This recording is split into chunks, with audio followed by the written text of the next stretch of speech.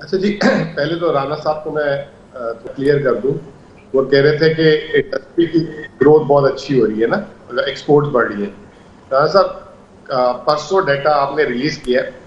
जून के महीने में आपकी -0.3% इंडस्ट्रियल ग्रोथ थी, और जो पूरा साल क्लोज हुआ है वो 0.92%, यानी 1% भी आपकी इंडस्ट्रियल ग्रोथ नहीं वो है। पिछला ग्रोथ रेट तो तो पता है जी, सॉरी। नहीं नहीं, जून जून का महीना आप ही का था ना, अगर उसमें 2-3% ले आते हैं, ठीक है।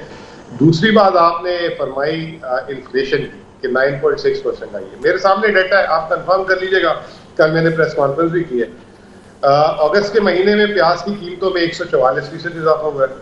फ्रेश वेजिटेबल्स की कीमत में 57.3% इजाफा हुआ है। पल्सिस ग्राम की कीमत में 39% इजाफा हुआ है। Cherry picking. मूंग की दाल में 23% इजाफा हुआ और मीट की कीमत में 21% इजाफा हुआ है। आटे की कीमत में 35% कमी आई है, और उसके बाद शुगर में आई है 3.48%। आपने एक बात की कि जी वो इन्फ्लेशन जो है ना नीचे आ रही है। सर, इन्फ्लेशन होती है मंथ ऑन मंथ। मैं आपको एक एग्जांपल देता हूं, क्योंकि थोड़ा सा डाटा को मैं समझता हूं, तो सबकी नॉलेज के लिए। जून में पाकिस्तान में महंगाई की शरह थी 12.6%। जुलाई में कम होकर 11.1% हो गई। लेकिन मजे की बात यह कि जून से जुलाई में मंथ ऑन मंथ इन्फ्लेशन 2.1% बढ़ी। यानी कि अगर मैं इसको एनुअलाइज स्पीड पे करूं तो ये 24% होती है। तो ये स्टैटिस्टिकल थिंग है।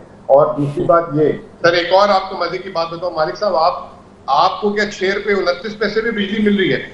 या आपके कोई कैमरामैन खड़ा हो जो 200 यूनिट 250 यूनिट इस्तेमाल करता हो? ये जो 9.6% जो डाटा आया है महंगाई का, इसमें इन्होंने बताया है कि मुल्क में बिजली की कीमत 6 रुपए 29 पैसे है। सुभान अल्लाह। वो एक कोई प्रोटेक्टेड कस्टमर्स कुछ है, उनकी बेसिस पे उन्होंने पूरी मुल्क की एजम्पशन डाल दी। तो ये डाटा पे बात अगर करना चाहे तो मैं इनके साथ और भी बातें बहुत सारी कर सकता हूँ।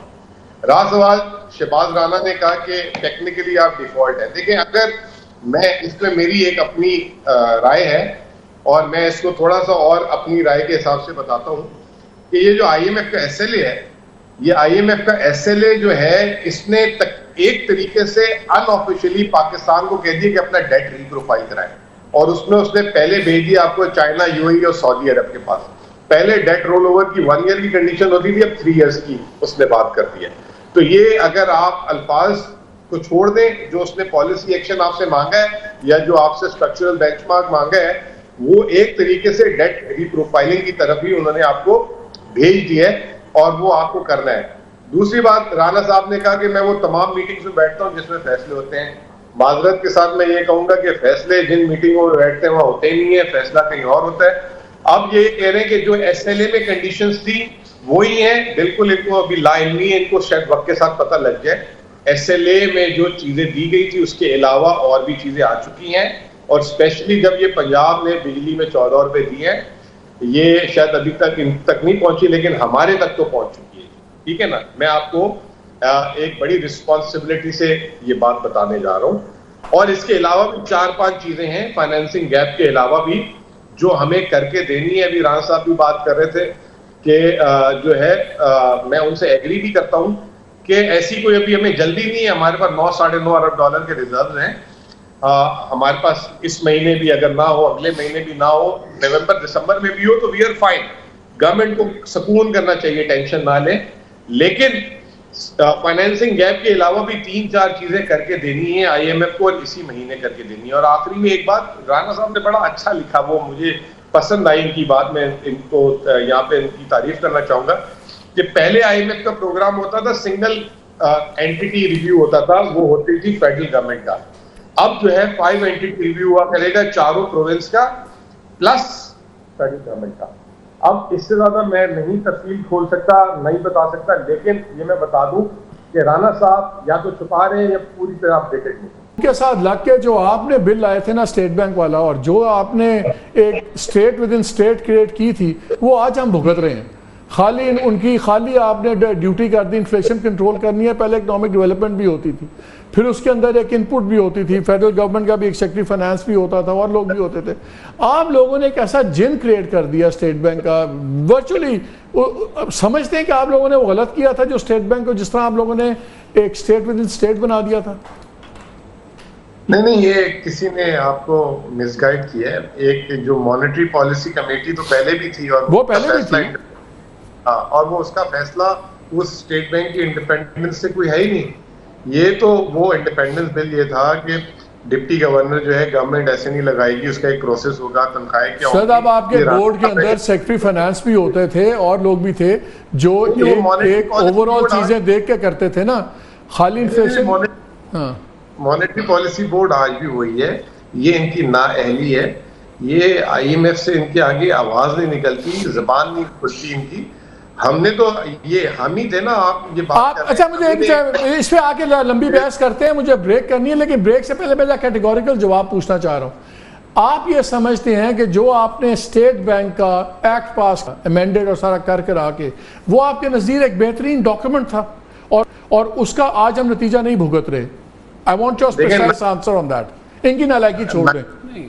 1994 से लेकर 2023 तक जिस गवर्नमेंट ने जो दफा IMF से एग्रीमेंट किया उसमें ये शर्त मानी, उसके बाद उस पर कंप्लायंस नहीं की, तो ये था। और अच्छा ये बहुत बड़े शहजादे हैं ना बॉस। तो मेरा सवाल बड़ा सिंपल है, जो स्टेट बैंक का एक्ट आपने पास किया था, was it a good document or a bad document? ये पूछ रहा हूं। Very good document. उसकी फाइनेंशियल उनको जो है ना डिसीजन में इंडिपेंडेंस होनी चाहिए। पूरी दुनिया में ऐसा है, ये तो पाकिस्तान में जबरदस्ती। अब मुझे बताएं क्या ये तो चले फिर ब्रेक, चले मैं ब्रेक 2 मिनट डिले कर देता हूं। अगर ये जबरदस्त डॉक्यूमेंट है, मुझे आप ये बता दें कि अगर आपकी लेट्स से कोर इन्फ्लेशन, जिस दिन हम ये बातें सुन रहे थे, कोर इन्फ्लेशन अगर आपकी 13% है, हेडलाइन आपकी 11% है, अब आपकी इन्फ्लेशन और नीचे आ गई है और 19.5% आपका मार्कअप रेट जा रहा है, मुझे कोई जस्टिफिकेशन बता दें कि ये सुन लें कि ये कम से कम 5-6 पॉइंट नीचे नहीं आना चाहिए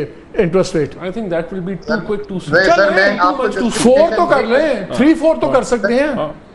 30 सेकंड्स में सर, जब अप्रैल 2022 को हमारी हुकूमत गई थी तो इन्फ्लेशन 12% थी और डिस्काउंट रेट 12.25% था, ठीक है।